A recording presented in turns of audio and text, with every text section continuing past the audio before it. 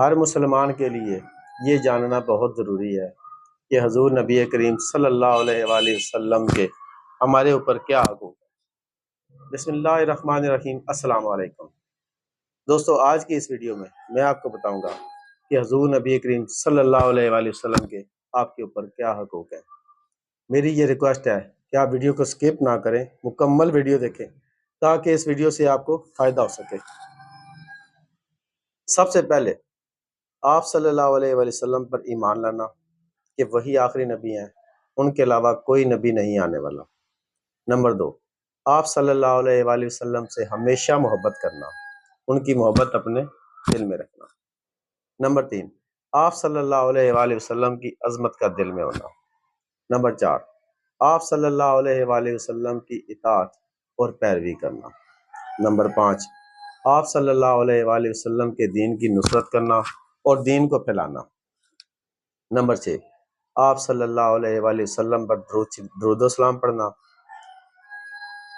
دوستو، قرآن پاک میں اللہ تعالیٰ فرماتا ہے، ان اللہ و ملائکتہ یصلون علی النبی یا ایھا الذین آمنوا صلوا علیہ وسلموا تسلیما۔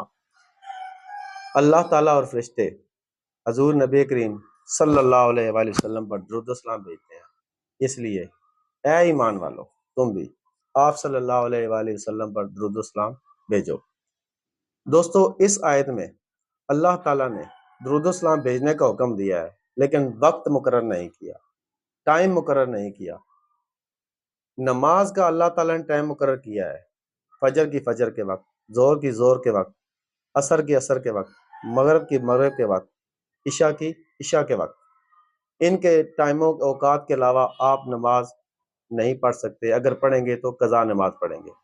لیکن اللہ تعالیٰ نے قرآن پاک میں درود شریف پڑھنے کا کوئی مقرر نہیں کیا، کوئی وقت مقرر نہیں کیا۔ ہر وقت آپ حضرت محمد صلی اللہ علیہ وآلہ وسلم پر درود و سلام بھیج سکتے ہیں۔ نمبر 7، آپ صلی اللہ علیہ وآلہ وسلم کے دوستوں کو دوست رکھنا اور دشمنوں کو دشمن رکھنا۔ نمبر 8، آپ صلی اللہ علیہ وآلہ وسلم کے صحابہ اکرام اور اہل بیت سے محبت کرنا۔ نمبر 9، آپ صلی اللہ علیہ وآلہ وسلم سے وفا کرنا۔ اور سب سے لاسٹ پر آپ صلی اللہ علیہ وآلہ وسلم کا دفاع کرنا، جو ہم تمام مسلمانوں کا فرض ہے۔ اگر آپ کو ویڈیو اچھی لگی ہو تو ایک لائک ضرور کیجیے گا۔ والسلام۔